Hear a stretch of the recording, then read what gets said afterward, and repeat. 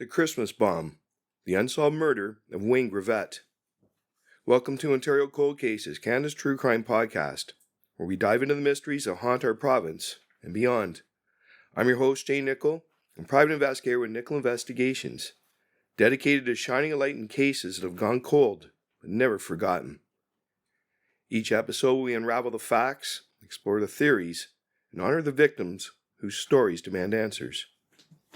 Today we're stepping back to a chilling December day in 1996, a case that shook a small Ontario community and remains one of Canada's most perplexing unsolved mysteries. It's December 12, 1996, in a quiet rural home in Moffat, Ontario, just south of Guelph. A family prepares for Christmas, but a mysterious package arrives, disguised as a gift. When Wayne Greavette flips a switch on a flashlight inside, a deadly explosion rocks the house, changing lives forever.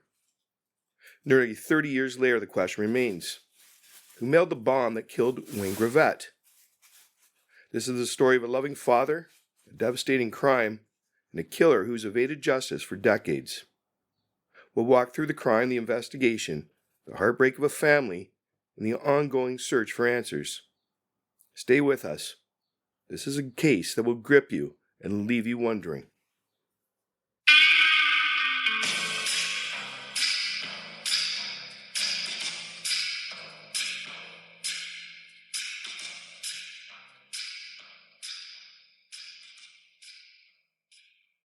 Ontario Cold Cases, Canada's true crime podcast. It's gripping true crime podcast uncovering unsolved murders, disappearances, and forgotten crimes from Ontario and beyond. Told with deep research, compelling storytelling, and a voice for the victims. Join us today, where every clue could lead to answers, and every case deserves a second look.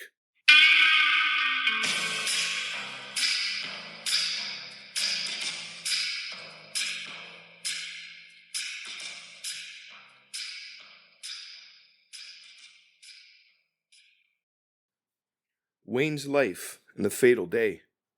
Let's set the scene. Moffat, Ontario, 1996. It's a peaceful rural community just south of Guelph. The kind of place where neighbors know each other. Violent crime feels like something from a TV show. Christmas is approaching, and the Greavette family is settling into the holiday spirit. Wayne Greavette, 43 years old, is at the heart of that family. He's a husband to Sonia, the father to two kids, a 14-year-old daughter and an 11-year-old son. By all accounts, Wayne's a hard-working guy, a lighting salesman who's carved out a niche in the fluorescent and specialty lighting business. He's not flashy, not controversial, just a regular family man who loves his kids and his quiet life. But on December 12, 1996, everything changes. A package arrives at the Greavette home, wrapped in plain brown paper, addressed to Wayne. It looks like a Christmas gift, maybe a sample related to his work. The return address reads DJ Enterprises, supposedly a company from British Columbia. Inside there's a flashlight and a note, suggesting it's a product for Wayne to check out. Seems harmless, thoughtful even. Wayne, curious, plugs in the flashlight and flips the switch. In an instant, the house is torn apart by a deafening blast. The flashlight wasn't a gift, it was a pipe bomb, rigged to detonate the moment it was turned on. Wayne is killed instantly, right in front of his wife and children. The explosion is so powerful it leaves the family in shock, their home forever marked by tragedy. Sonia and the kids are physically unharmed, but the emotional scars will last a lifetime. Imagine that moment. Family gearing up for Christmas, now shattered by an act of unthinkable violence. Who would do this? Why Wayne? The investigation begins. The Ontario Provincial Police, or OPP, arrive quickly, their major crime unit taking charge of what's now a homicide investigation.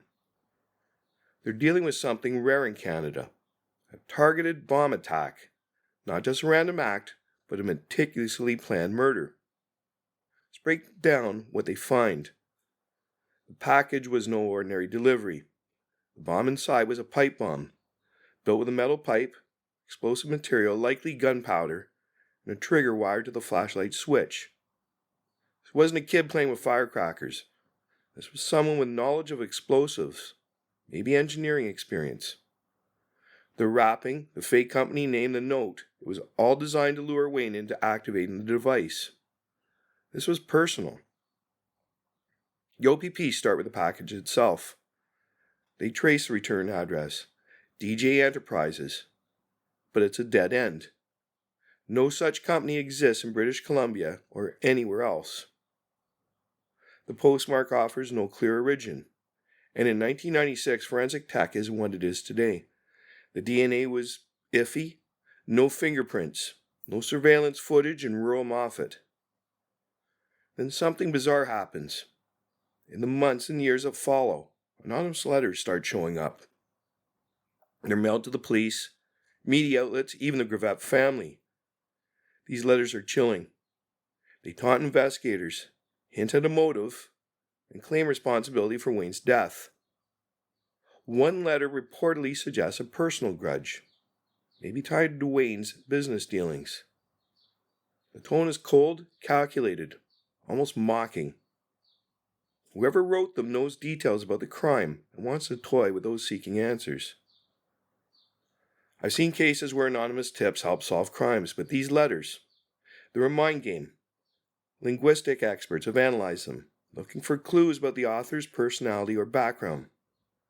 Some posts and acts have speculated about a highly organized, obsessive individual. But without a suspect, it's just a profile on paper. The police chase every lead. They dig into Wayne's life, his clients, his colleagues, his past. Was there a disgruntled customer? A rival in the lighting industry? A personal enemy no one knew about? Wayne's family and friends insist he had no enemies, no dark secrets. Yet someone hated him enough to build a bomb and mail it to his home. Up next, theories and challenges.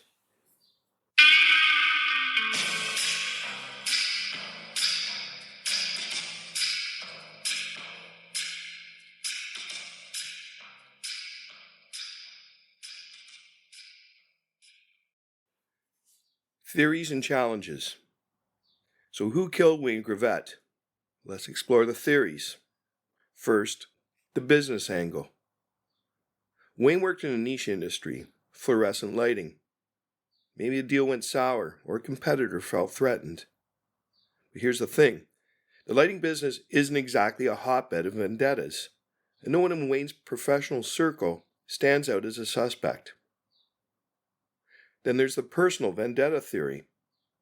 The bomb was sent to Wayne's home, addressed to him, disguised to fit his work. The letters suggest someone with a deep, burning grudge. But Sonia and those close to Wayne couldn't name anyone who fit that description. Could have been a secret from his past, something even his family didn't know. There's also the possibility of a serial offender. The bomb's sophistication raises questions. Did this person strike before? After?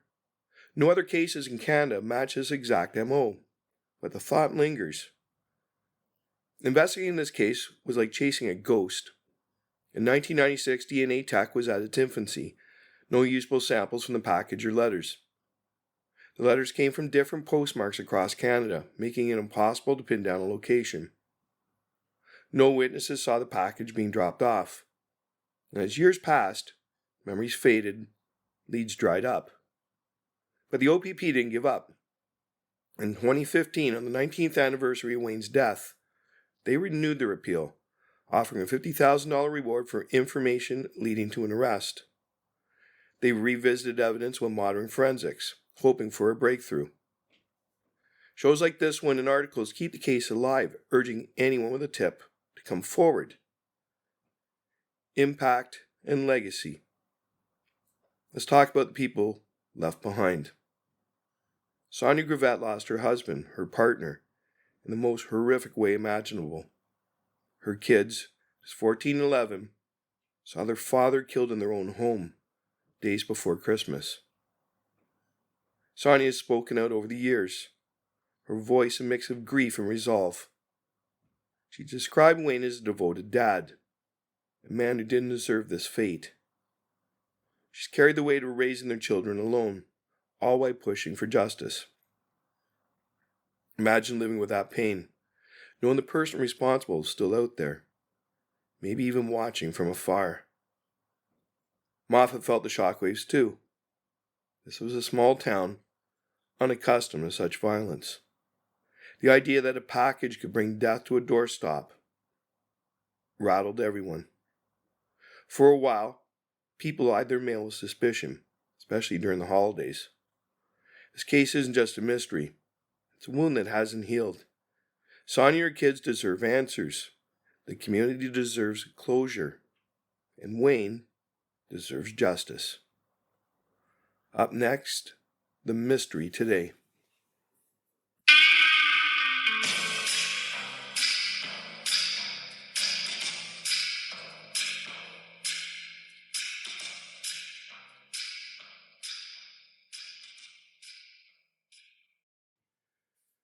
The mystery today. As of today, the murder of Wayne Greavette remains unsolved. The OPP's major crime unit is still in the case, and that $50,000 reward is still on the table. Advances like genetic genealogy and digital tracking could be game changers. So far, no breakthroughs. What keeps this case alive is hope.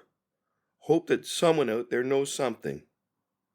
Maybe it's a friend or family member of the killer who stayed silent too long. Maybe it's a detail buried in someone's memory, waiting to surface. Here's what we do know.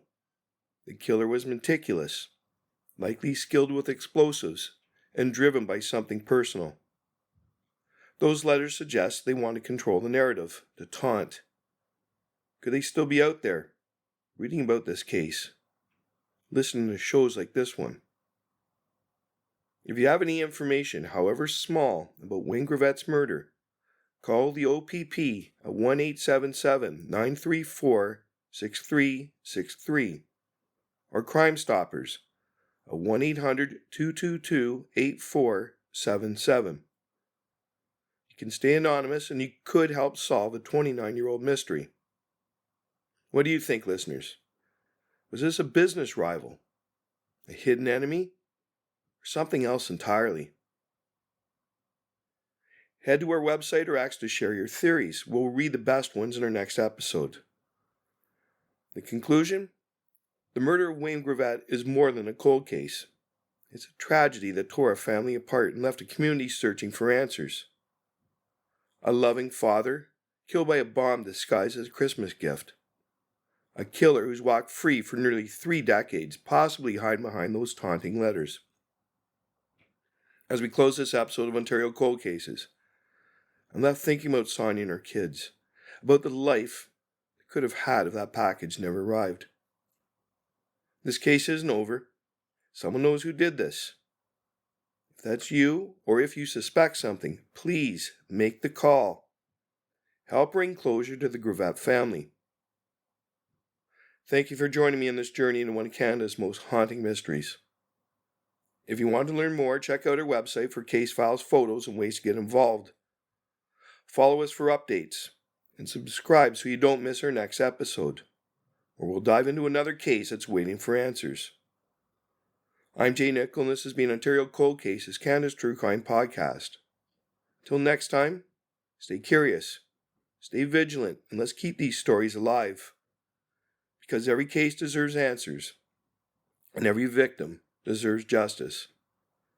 Subscribe now to Ontario Cold Cases, Canada's True Crime Podcast. Episodes available wherever you get your podcasts.